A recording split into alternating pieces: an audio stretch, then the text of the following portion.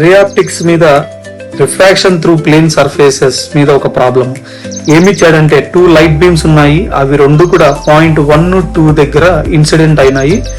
ఏమి ఇలాగా point 1, point 2 దగ్గర 2 లైట్ రేస్ ఇన్సిడెంట్ అయినాయి. అండ్ ఏ యాంగిల్స్ తో ఇన్సిడెంట్ అయినాయి అంటే θ1, θ2. వీటిని ఏమంటారంటే ఇన్సిడెంట్ యాంగిల్స్ అన్నారు, గ్లాన్సింగ్ యాంగిల్స్ అని అంటారు. ఓకేనా. ఏమి వీడు నార్మల్ అయితే ఇక్కడ చేస్తున్న యాంగిల్ ని యాంగిల్ ఆఫ్ ఇన్సిడెన్స్ అని అంటారు, వీటిని గ్లాన్సింగ్ యాంగిల్స్ అని అంటారు. రైట్. తర్వాత ఏమన్నాడు అంటే ఏమి the beams intersect at point 3 which is exactly on the interface after refraction అని అన్నాడు. రిఫ్రాక్ట్ అయిన తర్వాత 2 రేస్ నుంచి ఒకటే పాయింట్ దగ్గర ఇంటర్సెక్ట్ అయినాయి, అది కూడా ఎక్కడంటే other end of the slab. ఓకేనా. 3rd పాయింట్ దగ్గర అని మీనింగ్. రైట్. తర్వాత ఏమన్నాడంటే distance between the 2 rays 1 and 2 points మధ్య డిస్టెన్స్ d అన్నాడు, దాని వాల్యూ 4√3 సెంటీమీటర్ అన్నాడు. అండ్ గ్లాన్సింగ్ యాంగిల్స్ θ1, θ2 కూడా మెన్షన్ చేశాడు, cos ఇన్వర్స్ n2/2n1 అని. n2 అంటే స్లాబ్ యొక్క రిఫ్రాక్టివ్ ఇండెక్స్, n1 అంటే ఎయిర్ యొక్క రిఫ్రాక్టివ్ ఇండెక్స్. అయితే n2 అంటే మీ స్లాబ్ యొక్క రిఫ్రాక్టివ్ ఇండెక్స్ ఎయిర్ కంటే ఎక్కువ ఉందని మెన్షన్ చేశాడు. మనం ఇప్పుడు ఏం ఫైండ్ అవుట్ చేయాలంటే thickness of the black.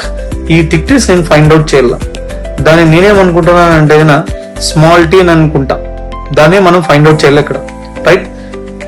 Next చూడండి, దీంట్లో ఫస్ట్ ఏమి యాంగిల్ ఆఫ్ ఇన్సిడెన్స్ ఎంత అవుతుంది, ఇదంతా కూడా పర్పెండిక్యులర్ 90 degrees ఉంటుంది. ఒక యాంగిల్ θ1 ఉంటే ఇంకొక యాంగిల్ ఎంత ఉంటుంది అంటే 90 degrees మైనస్ θ1 ఉంటుంది. అండ్ ఇది రిఫ్రాక్టెడ్ రే, ఇక్కడున్న యాంగిల్ ఆఫ్ రిఫ్రాక్షన్ అంటాం. సరే, యాంగిల్ ఆఫ్ రిఫ్రాక్షన్ ఎంత అని అంటే నేను θ3 అని అనుకుంటున్నా దాన్ని. ఓకే. ఏమి లేదా స్మాల్ ఆర్ అని అనుకోండి, బాగుంటది, స్మాల్ ఆర్. రైట్.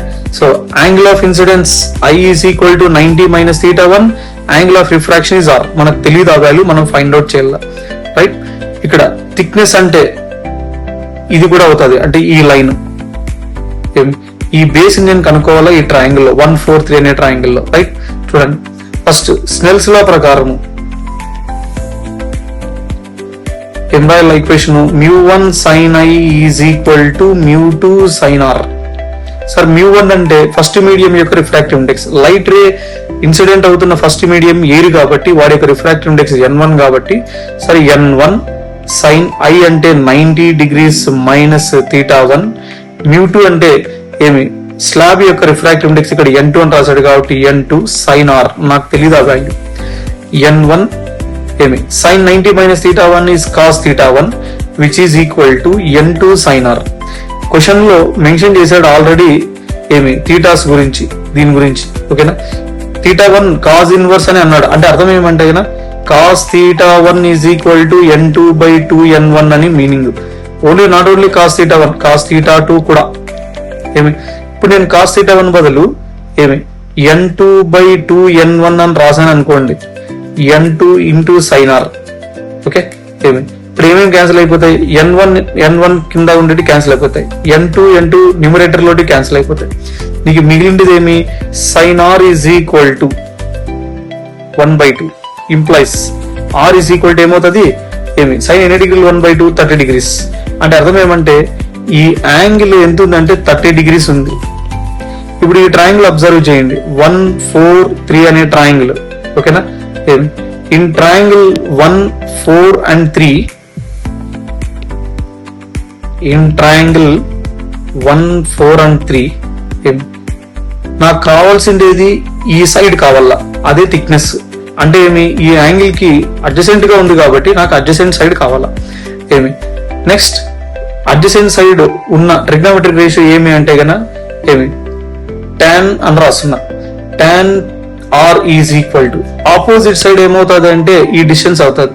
ఈ డిస్టెన్స్ ఎంత అంటే d లో హాఫ్ ఉంటది. ఏమి సరే d లో హాఫ్ అంటే ఏమి d/2 అని మీనింగ్. రైట్. సబ్స్టిట్యూట్ చేస్తే opposite side d/2 divided by adjacent side small t, tan R అంటే 30 degrees which is equal to d అంటే 4√3 డివైడెడ్ బై 2t. tan 30 ఎంత అంటే 1/√3 which is equal to 4√3/2. Right. లేదా 2 తో క్యాన్సిల్ చేస్తే 2 1 is 2 2s are ఏం మిగిలి ఉంటుంది ఇంకా 2√3/t.